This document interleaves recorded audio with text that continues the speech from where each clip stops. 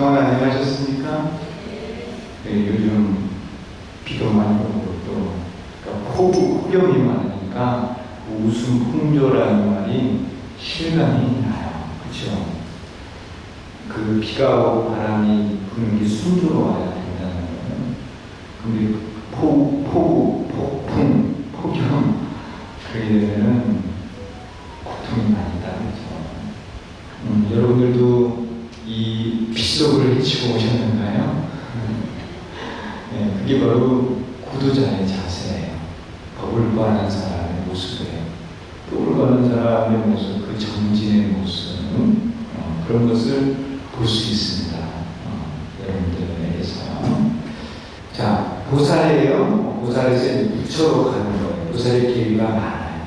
많은 보살의 계기를 지나서 부처의 계기로 올라가요. 이 계기가 올라가려면 지혜를 개발을 해서 미혹을 깨야 돼요. 그는 알고 계시죠? 우리가 가진 지혜를 가지고 무명, 모르는 것을 깨고 지혜를 깨달아서 올라가는 거예요. 그러면 자, 보살의 지혜를 가지고 마지막 나무 무명을 깨가지고 부처님이 될까요? 아니면 부처님의 지혜를 가지고 마지막 나무 무명을 깨고 부처가 될까요? 어떻게 생각하면 뭔지 잘 모르겠죠. 근데 답은 간단해요. 뭐냐면 지혜는 부처님 지혜밖에 없어요. 다른 거는 다 반편으로 말하는 지혜예요. 여러분들이 가진 지혜는 부처님과 똑같은 지혜를 가지고 있어요. 부처님께서는 모르시는 게 없어요. 과거, 현재, 미래. 모든 시간세계 모든 일을 다 알고 계세요. 일체조계를 어디셔가지고 모르시는 게 없다는 한 중생을 제도하는 법도 알고 다 아신다는 거예요. 그런 모든 것, 법계 모든 것들을 다 알 수 있는 지혜, 그런 부처님의 지혜를 우리 중생이 다 가지고 있다는 거예요. 근데 우리는 그거를 꺼내서 쓰는 방법을 몰라요. 방법은 알고 있어요, 사실. 어쩌고저쩌고 열심히 그러는데. 근데 실제로 그 좋은 방법을 가지고 우리는 어떻게 보면 욕심처럼 바꾼 거야. 이 관세음사를 부르는 방법은 원래 부처님의 지혜를 개발을 해서 부처가 되기 위해서 부처님께서 우리들에게 가르쳐 주셨는데 중생들은 그걸 그냥 우리들 원하는 걸 그냥 채우는데 또 쓰고 있다는 거예요. 자, 이 지금 오늘 이제 말씀드리고자 하는 것은 관세음보살을 열심히 부르면은 우리들의 그 지혜, 부처님과 똑같은 지혜를 가지고 있는 그 마음을 덮고 있는 그 덮개를 벗어낼 수 있다는 거예요. 우리의 마음이 어두워. 지혜가 없어서 오는 게 아니고요. 지혜는 있는데 그 지혜를 뭔가가 가리고 있어서 우리가 그 지혜를 쓰지 못하는 거예요. 그 마음을 가리고 있는, 그 마음, 부처님의 지혜를 가리고 있는 것을 닦아내야 되는 거예요. 그래서 우리가 닦아내야 되는 게 뭔지를 알아야만 그걸 닦아낼 수 있어요. 뭘 닦아낼 줄도 모르고 그냥 닦을 수는 없어요. 그 마음이 있어야 돼. 우리의 마음을 덮고 있는 게 뭔가 이걸 알아가지고 그걸 열심히 닦아내면 우리들의 지혜가 드러나서 이 고통에서 벗어나서 안락으로 가는 방법을 알게 되는 거예요. 그래서 그 마음을 덮고 있는 것을 덮을 계자를 써서 계획해요. 그래서 이 5가지가 우리들의 마음을 덮고 있다는 겁니다. 이게 소지관에 나오는 내용이에요. 소지관에서 공부를 했지만 오늘 다시 한번 이걸 공부를 하도록 하겠습니다. 84쪽에 중간이에요. 중간. 책 다 가져오셨죠? 네. 어느 해는 중생의 마음을 풀어지게 하여 진리를 볼 수 없게 한다. 자, 이거 한 문장을 제가 썼는데 우리가 진리를 보려면 마음이 고요해져야 돼요. 선정에 들어야 돼요. 고요한 선정에서 우리가 진리를 볼 수 있습니다. 이게 법이에요.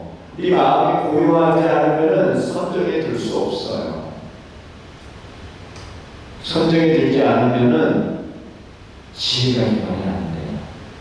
지혜가 개발이 안 되면 뭐가 뭔지도 모르고 사는 거야. 그렇게 사는 고통이 따른다는 거예요. 자, 번뇌. 이 번뇌가 지혜를 볼 수 없게 한다. 번뇌가 선정이 되지 못하게 한다. 천대 소지관에서는 번뇌가 중생의 마음을 덮어서 흐리게 하여 진리를 볼 수 없게 함으로 버려야 한다고 했다. 특히 마음을 어둡게 하고 악업을 짓게 하는 것이 5가지가 있다고 하였는데, 그것은 탐욕계, 진에게, 수면계, 도에게 윤계라고 했습니다. 이게 천대 소지관에 나오는 내용입니다. 마음을 어둡게 하고 악업을 짓게 하는 이런 나쁜 게 있다는 거, 우리들의 마음을 덮고 있어서. 그래서 그게 이제 탐욕, 욕심이에요. 그리고 진해, 환영이죠. 수면은 잘 알고 계시죠? 네, 수면은 잠자는 거. 도는 흔드는 거예요. 신구의 3가지 흔드는 거야. 이 흔든다는 게 이제 쉽게 말하면 계를 어기는 거예요. 그리고 회는 후회를 하는 거예요. 독에게 그게 또 마음을 덮는 것이고, 의계는 의심. 그래서 의계, 도에는 참여하고 조금 달라요.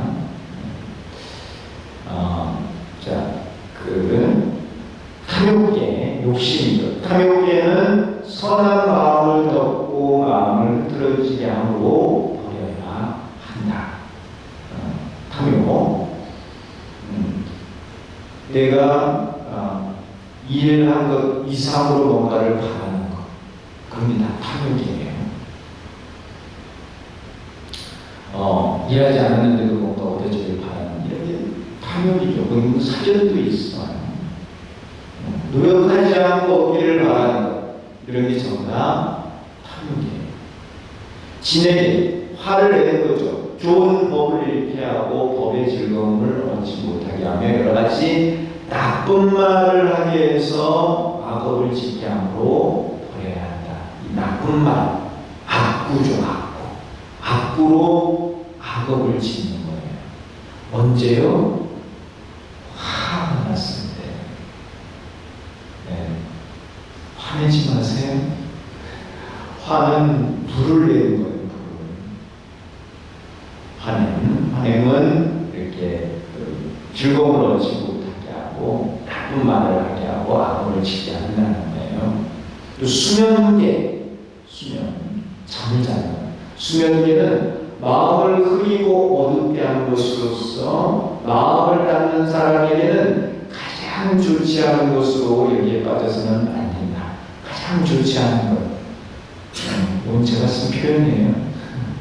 근데 이 수면이라는 게 결국은 게으름이에요. 게으름은 가장 안 좋은 거예요. 불보살님들은 항상 근면하고 부지런해요. 왜 그러느냐 하면 정진바라를 완성했기 때문에요. 부지런하고 완성하셨기 때문에 부처님도 대보살들은 항상 부지런해요. 여러분들도 부지런하시나요? 부지런해야 복도를 이룰 수 있어요. 부지런해야 부자로 살 수 있어요. 어쨌든 수면, 잠은 마음을 흐리고 어둡게 한다. 그러니까 이 수화를 쫓으면서 수행을 해야 한다. 잠에 빠져서는 안 됩니다. 어쨌든 수면은 마음을 덮는 것이에요. 지혜를 개발하지 못하게 해요. 잠은 깜깜한 어둠이고 지혜는 밝음이잖아요. 어둠이 꽉 차 있는데 밝아질 이유가 없죠. 도에게는 몸과 입 그리고 마음을 흔들고 또한 그것을 후회하여 선정에 드는 것을 방해하는 것을 말한다. 밖으로 다니며 노는 것을 좋아하여 앉아서 잠시도 편안히 있지 않은 것이 몸을 흔드는 것이다. 이 흔드는 것의 반대가 뭐냐면 무거울 중자예요. 그래서 스님들이 준 그러는데, 이 뭔가일까 마음이 무거워야 된다는 거예요. 몸이 무거워야 된다는 거예요. 어디 막 돌아다니지 말고 가만히 앉아서 성정에 들어야 된다. 노래 부르는 것을 좋아하고 사람들과 따지는 것을 즐기는 것은 입을 흔드는 것이다. 또 무거워야 돼요. 마음이 방탕하여 여러 가지 문제를 즐기고 쓸데없는 생각을 일으키는 것이 마음을 흔드는 것이다. 이런 것도 하면은 안 된다. 보면은 해야 될 게 별로 없죠.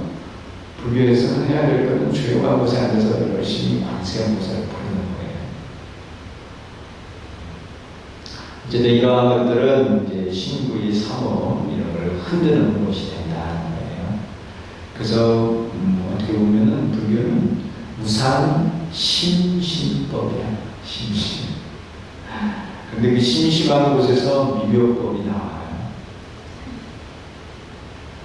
듣고 계세요? 네. 조용한 곳에 앉아 열심히 관세음보살 부르는 그 이상 좋은 게 없다는 거예요.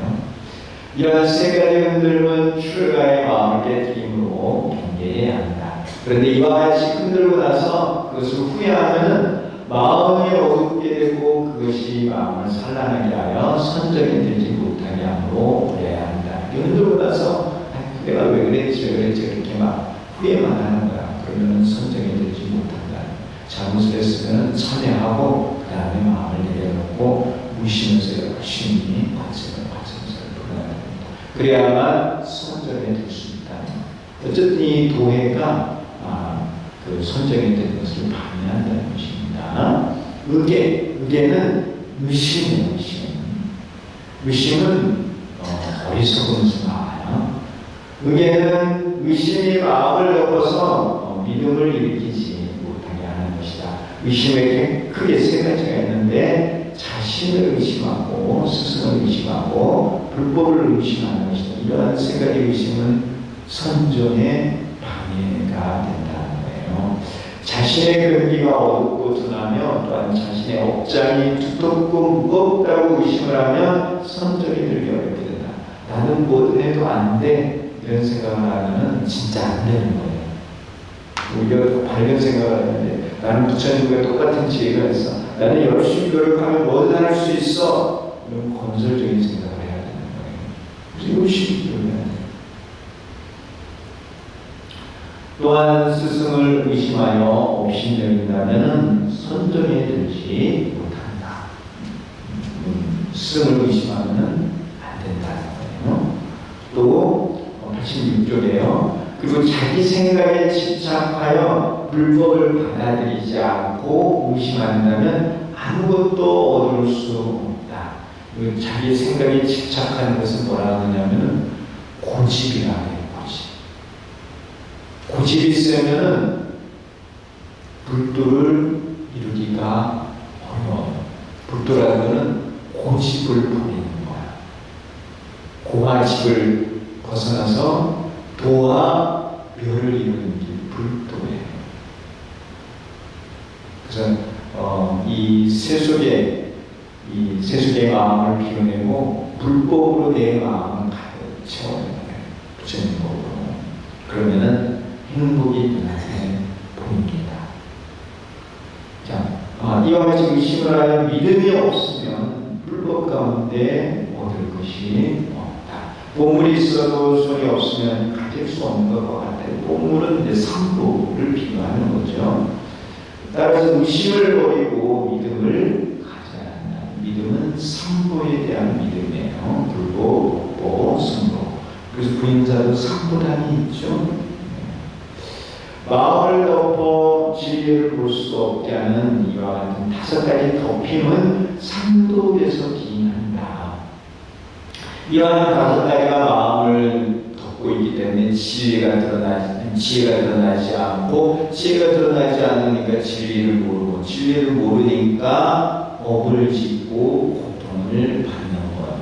빨리 이런 마음을 덮고 있는 5가지를 걷어내고 닦아내고 지혜를 불러내서 바르게 알고 바르게 살아서 그래서 고통에서 벗어나서 발락에 도달해야 합니다.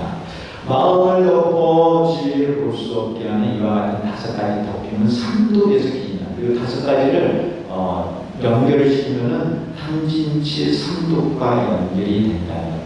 탐욕에는 탐독에서 기인하고, 진에게는 진독에서 기인하고, 수면계와 의계는 치독에서 기인하고, 수면과 의심, 이거는 어리석음이라는 거예요.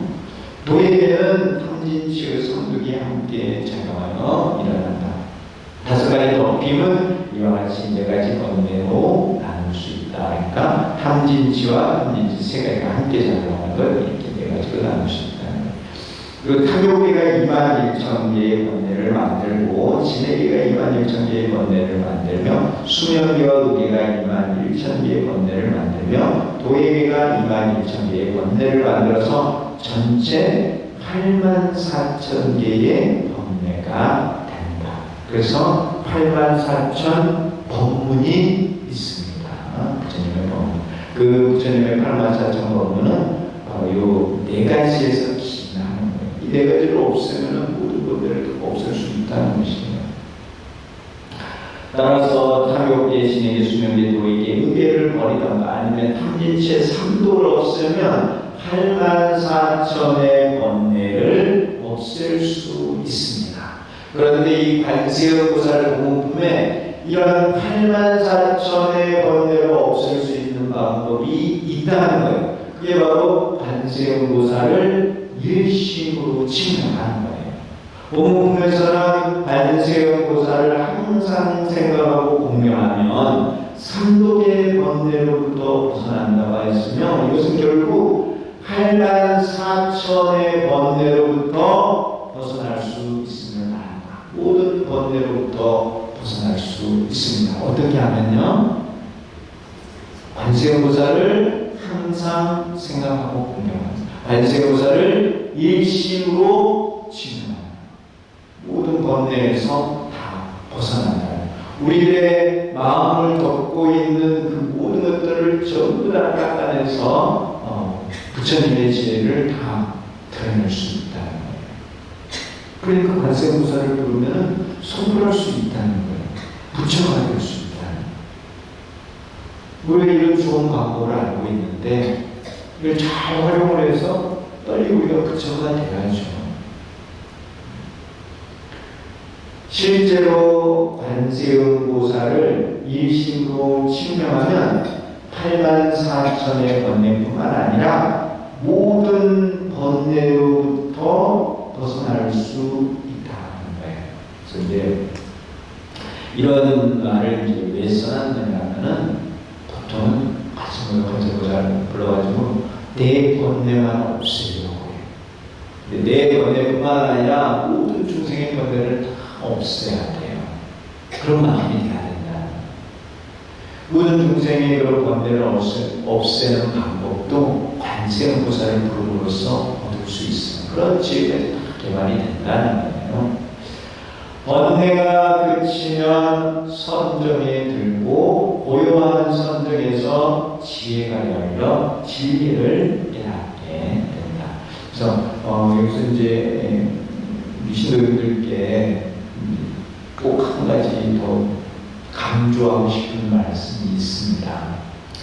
관세음보살을 칭명하면 고통에서 벗어나서 안락으로 가요. 그렇죠? 맞죠? 근데 건성으로 부르는 게 아니다. 꼭 앞에 뭐가 없으니까 일심으로 칭명합니다. 꼭 일심이 들어가요. 일심으로 불러야 돼요. 그냥 부르면 안 돼요. 사랑하는 마음으로 불러서는 안 돼요. 선정해서 불러야 돼요. 선정해서. 고요한 마음이 돼야 된다는 거예요. 고요한 선정에서 관세음보살을 부르고 생각을 해야만 감흥이 일어나요. 관세음보살의 음화가 있다는 거예요. 선량한 마음이 아니에요. 이 지혜를 개발하기 위해서는 선정에 들어야 된다는 거예요. 선정에서는 지혜가 개발이 되기 때문에 선정에 든다는 것은 내가 마음이 일심이 돼야 돼요. 집중을 해야 돼요. 집중. 그 집중에서 선정이 되고 그 선정에서 지혜가 개발이 되는 거예요. 이거를 명심하라는 거예요. 처음 오신 분들에게 이렇게 선정에 들어야 한다 이런 말을 하면 조금 어렵게 느껴지고 또 좀 그럴 수도 있어요. 그렇지만 불법이라는 거는 분명한 거는 선정에 들어서 지혜를 개발을 해서 지혜를 깨달을 수 있다. 처음에는 살아나는 마음으로 복을 지기 위해서 내가 원하는 것을 이루기 위해서 그렇게 하지만은 내가 이렇게 불도에 들어서 진정으로 수행을 하려고 하면 진짜 내가 내 마음을 덮고 있는 이런 모든 덮임을 벗어내려고 하면 선정에 들어서 수행을 해야 한다는 거예요. 이렇게 이제 경전 같은 걸 읽어보면은 불보살님들께서 어떤 신통 변화를 일으킬 때는 선정 3매에서 하세요. 3매에 들어서 신통을 일으키십니다. 법화경서 보면 부처님께서 무량원처 3매에서 천사와 지육진 내가 꽃비도 내리고 육중진동도 일으키시고 미간의 벽고에서 광문도 내시는 거예요. 무량원처 3매에서 3매에서 설법도 하세요. 해인삼에서 하엄경에서 하시죠.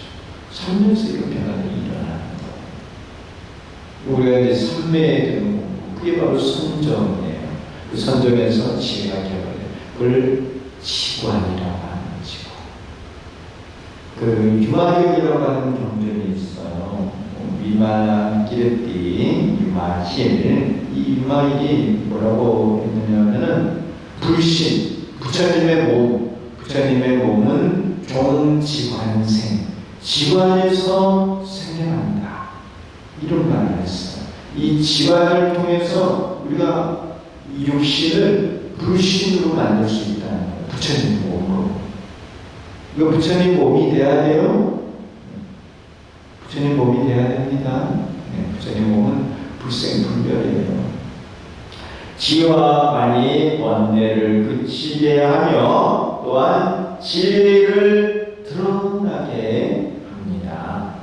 탐욕, 진행, 우치 등 삼독의 마음이 일어날 때 그러한 마음을 대치하여 그치게 할 뿐만 아니라 그러한 마음을 공가중으로 보아 진리를 바로 깨닫게 합니다.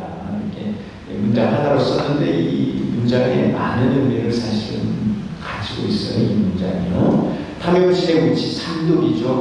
그런 마음이 일어나면은 이 관세음보살을 불러서 그런 마음에서 벗어날 수 있고 용품이 되어 있습니다. 이렇게요. 그런 마음은 이 탐욕의 마음을 보아서 그 일어난 마음도 사라져요. 자성이 없어요.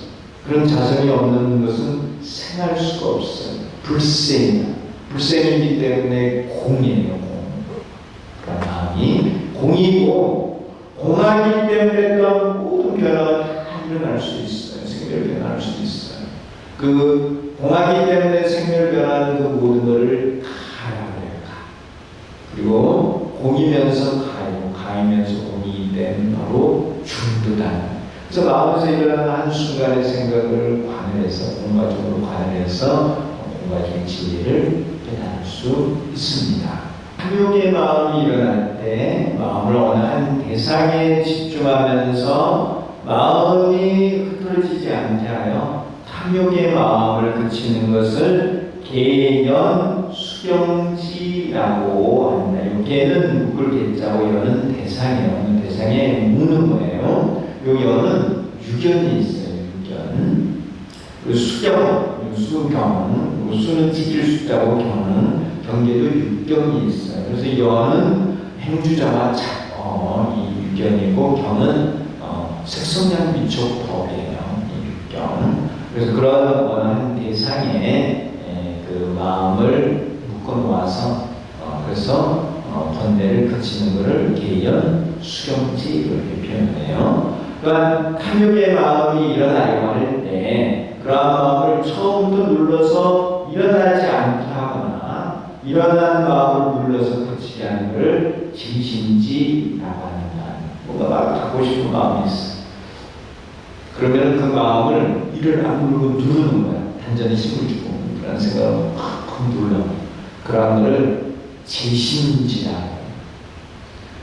뭔가 이렇게 하고 싶은 게 생길 때가 있죠.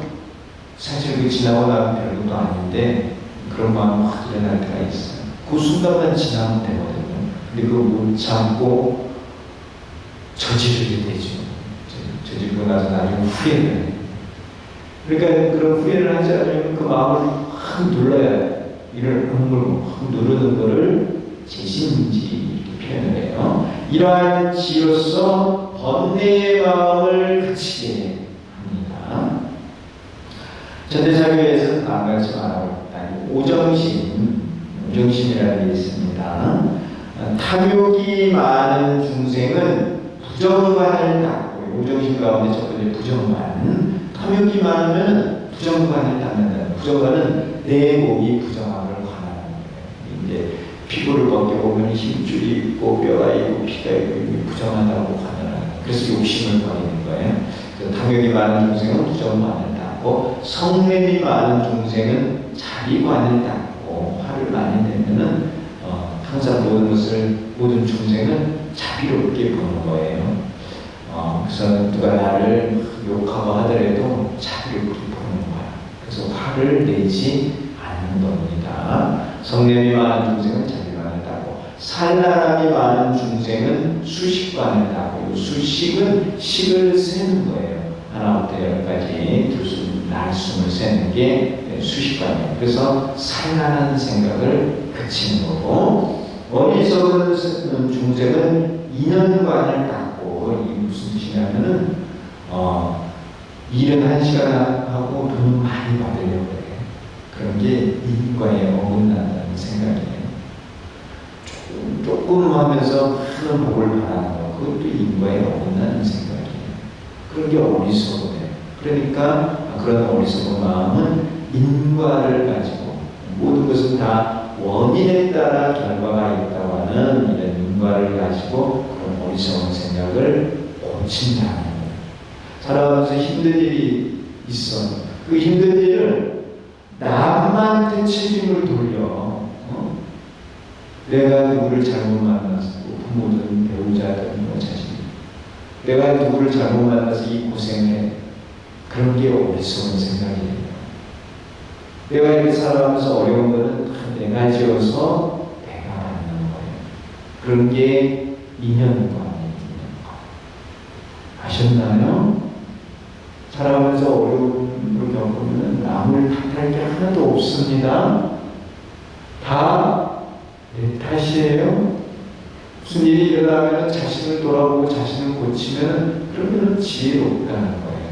남을 탓하면은 어리석은 거예요. 그래서 남을 비방하는 사람은 대체로 어리석은 사람입니다. 그래서 이제 중생이 없애야 되는 게 아까 말씀드렸듯이 3가지 있잖아요. 무명, 생로병사의 고통이거든요. 그래서 이 관세음보살 부르는 영불과는 그 3가지 가운데 업장을 원래 소멸시키는 거예요. 근본적으로 업을 소멸시킬 수 있어요. 관세음보살을 부르면은 업장이 소멸이, 업장이 소멸이 되면서 선정에 방해가 되는 요소들이 없어지는 거예요. 그러면서 선정에 들어가요. 선정에 들어가서 지혜가 개발이 되면서 무명이 깨지는 거예요. 삼독이 깨지는 거예요. 그렇게 해서 지혜가 개발이 되는 거예요. 어쨌든 영불관, 우리는 영불관을 하고 있습니다. 부정관, 자비관, 수식관, 인연관, 영불관이에요. 그래서 이제 서학원 부처님께서는 이 수식관을 가지고 선정에 들어서 지혜를 개발해서 불도를 이루셨다고 해요. 부정관, 자비관, 수식관, 인연관, 영불관 등 관을 통해 삼독과 산란 그리고 장애를 대치할 수 있다. 특히 영불관은 장애를 대치한다. 죄업이 있는 죄업을 대치하는 게 영불관이에요. 근데 죄업만 없애는 게 아니고 선정에 들어서 지혜로 개발하게 하는 것이에요. 우리가 하는 방법이 바로 그런 방법이다 합니다. 이와 같이 지관으로 삼독의 마음을 대치하기도 하지만 공과 중의 지혜를 깨닫기도 한다. 지관은 본래 목적이 공과적인 진리를 깨닫는 거예요. 체진지와 종과 입공 간의 지관으로 공인의 진리를 깨닫고 방편 수연지와 종국 입과 간의 지관으로 가의 진리를 깨닫고 시기변 구별지와 중도 제2도 간의 지관으로 중도의 진리를 깨닫는다. 이러한 지관을 점차로 따는 법이 있고 일념에 따는 법이 있다.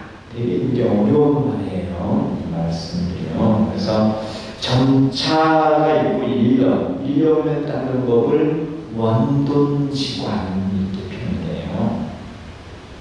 점차 이거는 이제 차지지관 이런 어려운 말이 있는데 이 원돈지관이 부처님의 수행법이에요. 그래서 그 원돈지관의 방법을 가지고 삼재 원리 진리를 깨달을 수 있습니다. 그러면은 우리가 부처가 되는 거예요. 부처님과 같은 힘을 가지고 한꺼번에 이걸 닦아내는 것을 원돈지관이라고 합니다. 그래서 그러한 힘, 부처님과 같은 힘이 어디에서 나오느냐? 그러한 힘이 공덕에서 나와요. 공덕은 하시는가요? 네. 공덕을 많이 지어야만 그 공덕에서 힘이 생기는 힘. 힘이 그냥 생기는 게 아니에요. 공덕을 많이 지어야 돼요. 우리 그 육바라밀 가운데 5가지 오바라밀이 공덕을 짓는 거예요. 이제 지바라밀이 있고 그러거든요. 그래서 이 공덕을 지으려면 보시를 많이 해야 돼요. 제보시, 법보시, 특히 법보시를 많이 해야 돼요. 법사가 돼서 중생들에게 불법을 알리는 거기에서 공덕이 자꾸 생기는 거예요. 그러니까 어려운 말이 아니고요. 사람들을 포교를 해서 자꾸 광명사에 데려오는 거예요. 광명사 법회에 나오게 하고 법화경 법회에도 나오게 하고 또 백중 때는 백중 조상천도하게 또 포교하는 거예요. 그렇게 부처님 법을 알려주면 그게 바로 공덕을 짓는 거예요. 거기에서 힘이 나온다는 거죠.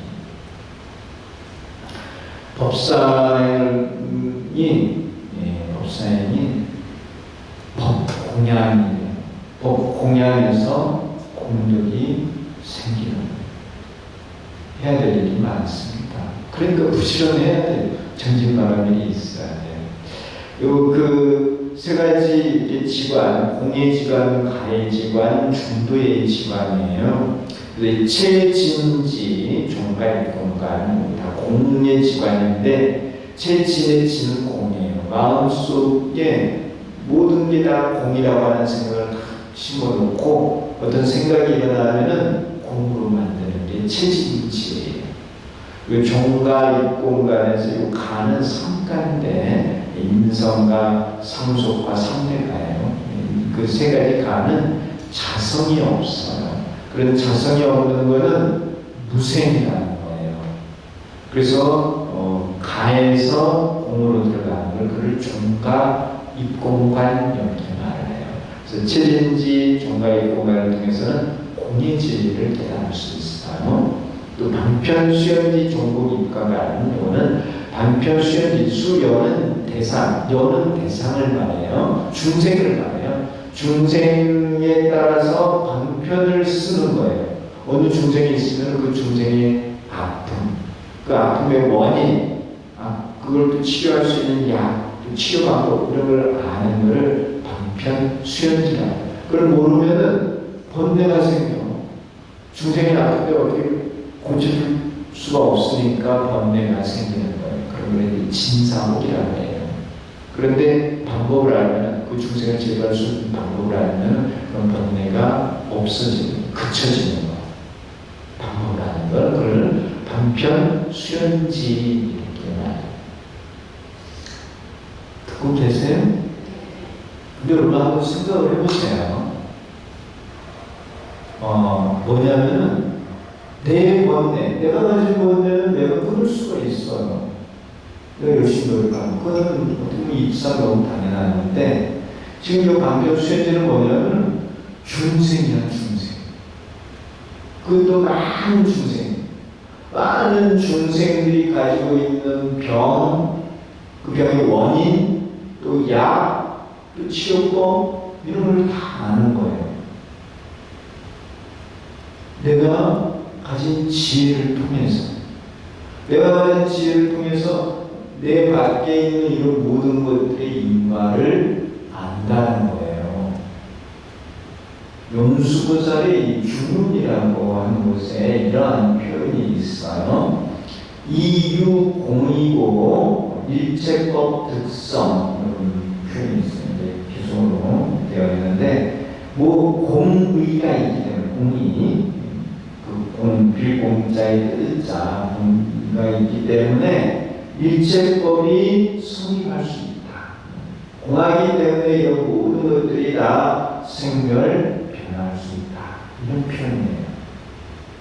그게 바로 이 중공입가관이에요.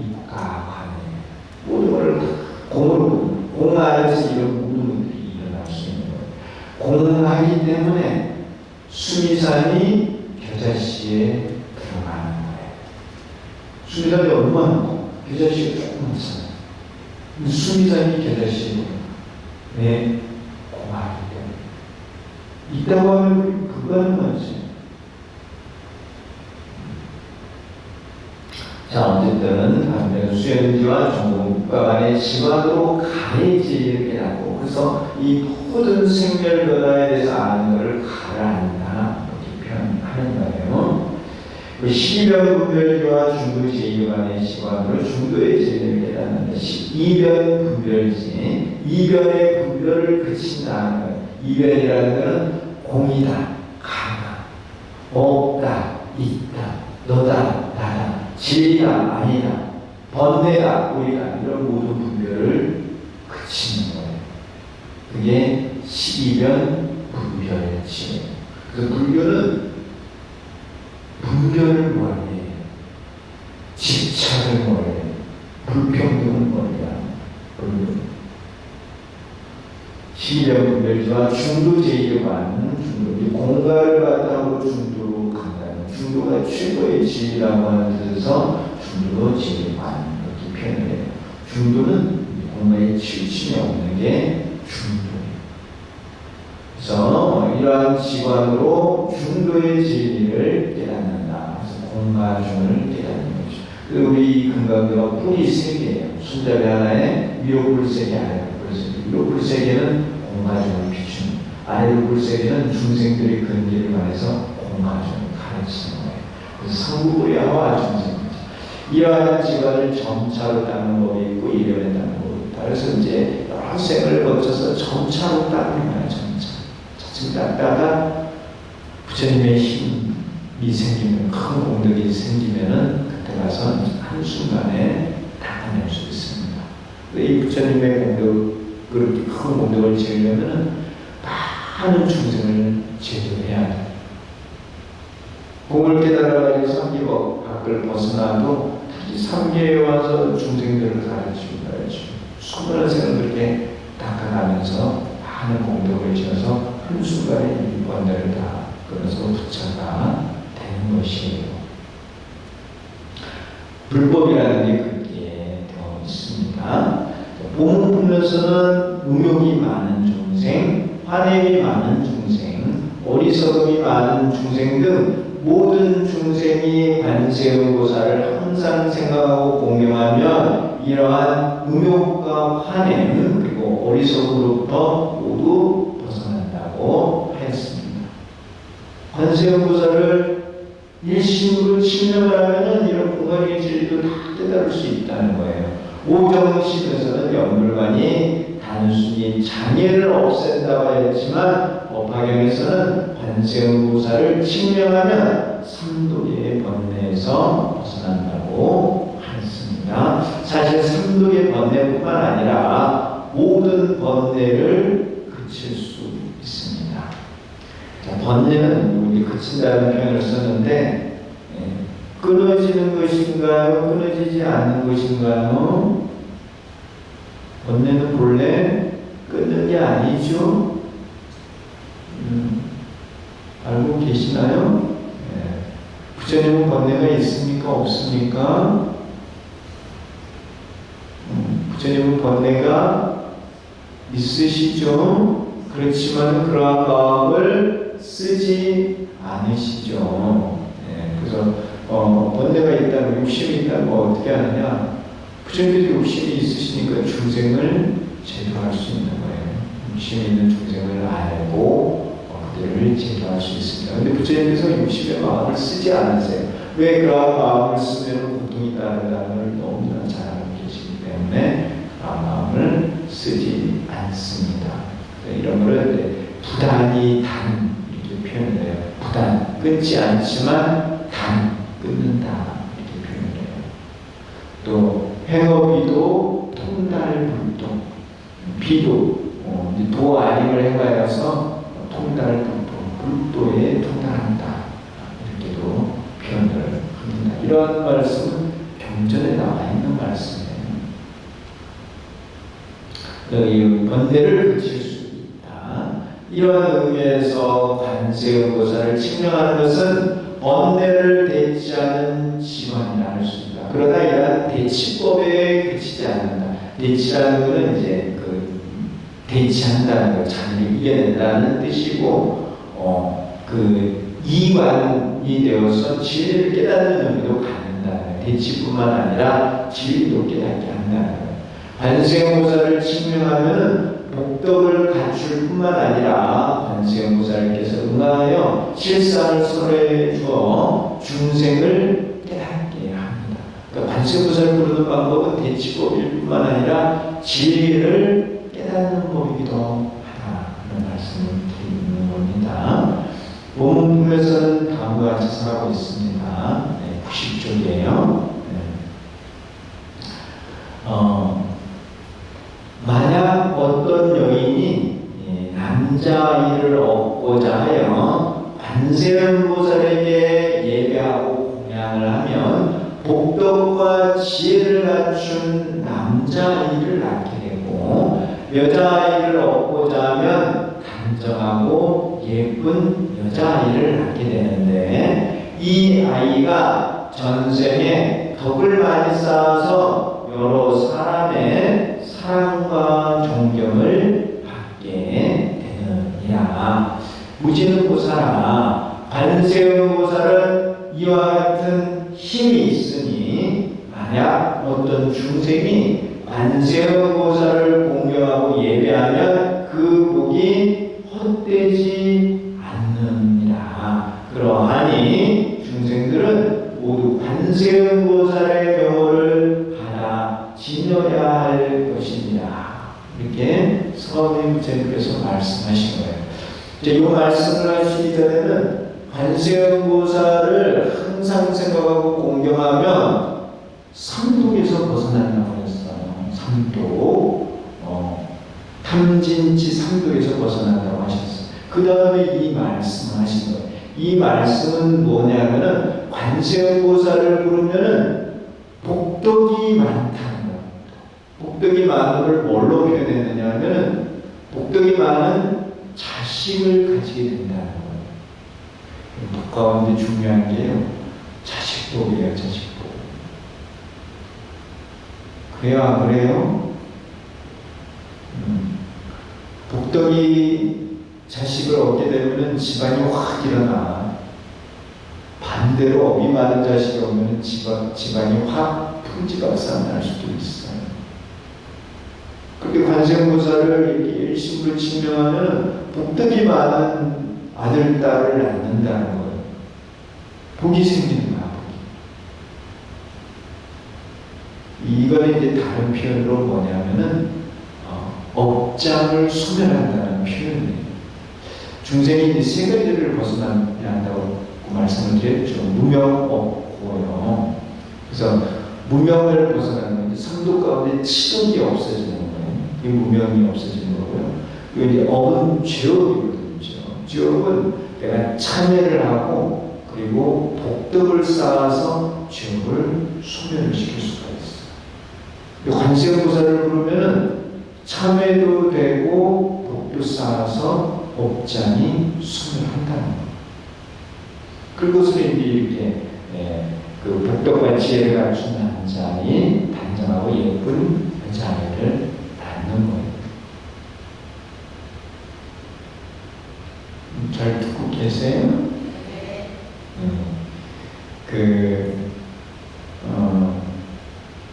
이제 음력 7월 보름이 백중이죠. 백중 맞죠? 그 조상님 그 영감은 다 올리셨어요? 네. 조상님 천도를 왜 하시나요? 조상님 천도 왜 하세요? 그냥 세배를 하라고 해서 하시는 거예요? 조상님 천도를 왜 할까요?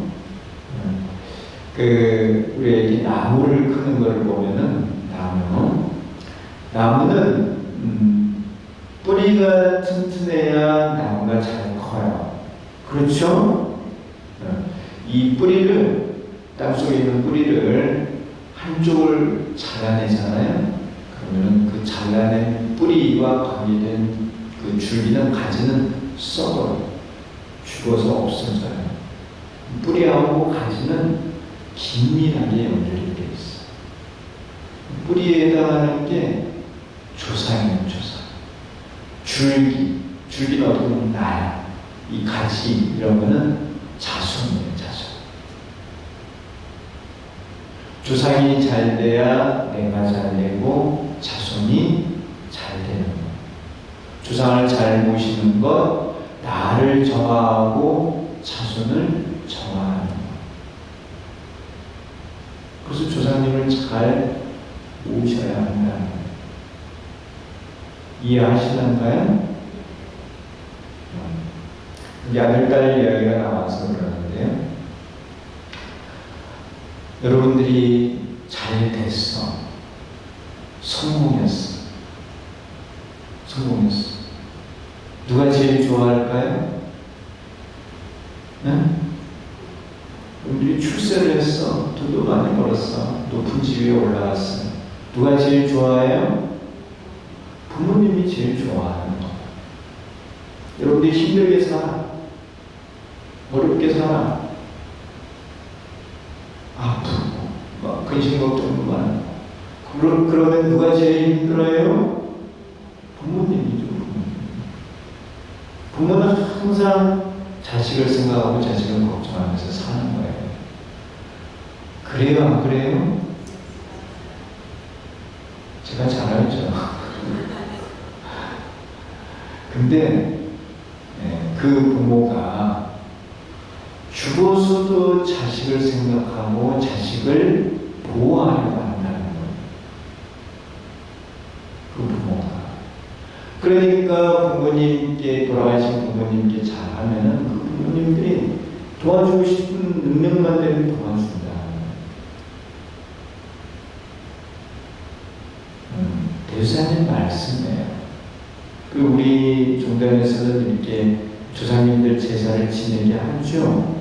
기제사 꼭 지내게 하시는 거예요. 대사님 말씀에 교사님께서 한번 그런 이제 걱정의 말씀을 하셨어요. 무슨 말씀 하셨느냐면은 요즘 젊은 사람들, 그 당시 교사님께서 요즘 젊은 사람들은 땀 흘려 농사 짓는 일을 하려고 하지 않는다. 땀 흘려 농사 짓는 걸 하지 않고 첫 번째. 두 번째는 부모를 모시고 봉양하며 사용하지 않는다. 두 번째. 그 세 번째는 조상 기제사를 지내려고 하지 않는다. 우리 세 가지를 말씀하셔서 딱 집어가지고. 그래서 이러한 것은 나쁜 풍습이라는 거예요.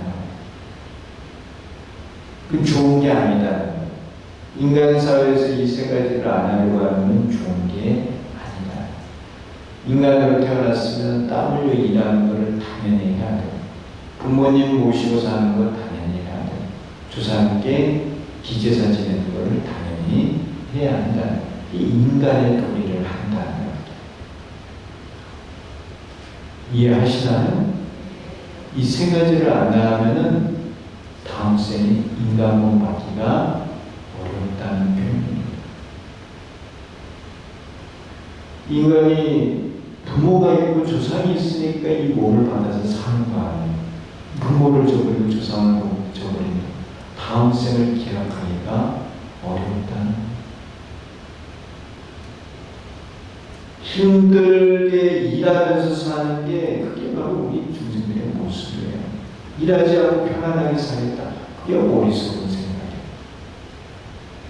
우리 불자들은 이런 부처님 가르침 잘 받아서 실천해야 합니다. 아셨죠? 네, 그 백중에도 주사님 잘 모시고 모셔가지고 우선 그 주사님들이 흠양을 잘 할 수 있도록 이렇게 제공량도 장을 이루시고 또 부처님 법을 잘 설해줘서 법공양도 잘 하시고 하셨으면 하는 바람에서 말씀을 드렸습니다. 네, 오늘 배운 내용이 그 칭명공덕에 대한 내용이에요. 그래서 이 칭명공덕은 사실은 무명업고에서 다 벗어나게 합니다. 그렇지만 부처님께서 특히 복덕인 무량무변하다는 것을 강조를 하셨어요. 관세음보살 부르면은 무명을 깨서 보리를 이루고 업장을 소멸을 해서 무에게 탈을 이루고 또 생로병사 고통에서 벗어나서 무한 생명을 이루게 해준다는 것입니다. 그게 바로 관세음보살을 칭명하는 공덕이에요. 그런데 내가 자꾸 말씀드리는 것은 뭐냐면 그냥 건성으로 부르는 게 아니라 일심으로 부려야 된다. 센세생세 관세음보살 열심히 일심으로 부르면은 반드시 불도를 이룰 수 있다는 것입니다. 칭명공덕에 대한 말씀을 오늘 드렸고요. 이 칭명공덕을 부르는데 가장 기본적으로 뭐를 해야 되느냐면 발부리심을 해야 돼요. 농부가 씨앗도 뿌리지 않고 농사를 지을 수는 없어요. 씨앗을 뿌린 다음에 축을 키워서 그걸 가꾸고 해서 가을에 수확을 기대할 수 있죠. 그 씨앗 종자에 해당하는 게 바로 발부리심입니다.